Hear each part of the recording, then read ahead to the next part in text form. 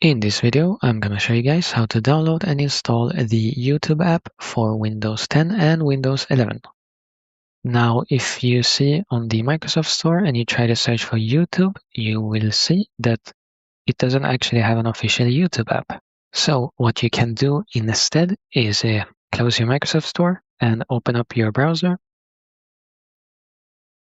Once your browser is open, search for youtube.com and go on YouTube. Once you're on youtube.com, by the search bar on the right side, you should see this button. If you hover over it, it says Add tab to taskbar. This should be there whether you're on Google Chrome or Firefox. Simply press this button. Once you press the button, YouTube app should be on your computer, as you can see the logo here. Now you can close this down. Now, even if you've closed everything down, you should have the YouTube logo in your taskbar. If you want to open YouTube as an app, you simply click it. Now, if you want the YouTube app as a desktop icon, bring up the search here and search for YouTube.